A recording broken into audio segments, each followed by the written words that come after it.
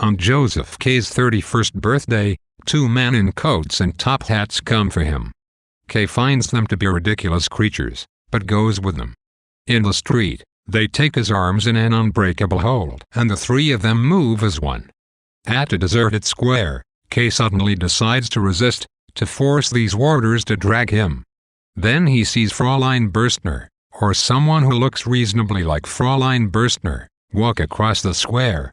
He realizes the futility of resistance, and instead strives to keep his mind clear and analytical until the end. Once, on their journey, a policeman is on the verge of stopping them. They walk quickly past him, and K himself leads the trio in running out of range from the officer. They walk out of town to a deserted quarry situated near an urban-looking house. There the two warders strip K to the waist and awkwardly prop him against a boulder. One of the men removes a butcher's knife from his coat. The warders pass the knife back and forth, and K realizes that he is meant to grab the knife and do himself in. He does not.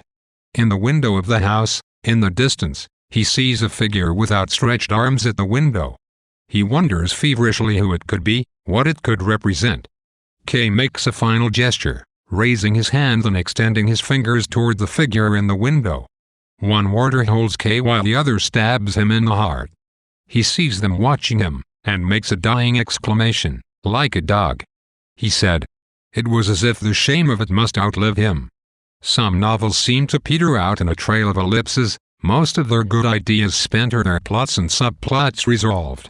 The trial ends with a full stop. The emotional and symbolic charge builds up fast through the final pages, culminating in a veritable thunderclap.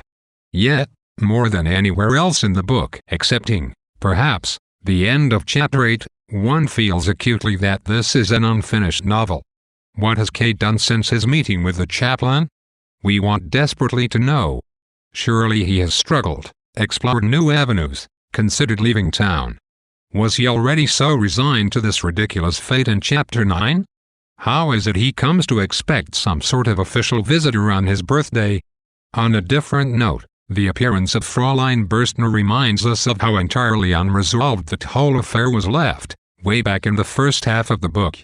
The trial was written during 1914 to 1915 and then abandoned for whatever reason. Kafka moved on to other projects. It is not quite whole. Yet, as in all of Kafka's best work, the trial is marked by the contradiction of hermetic clarity, of utterance that has the ring of truth and internal consistency, even if we cannot quite make out the note.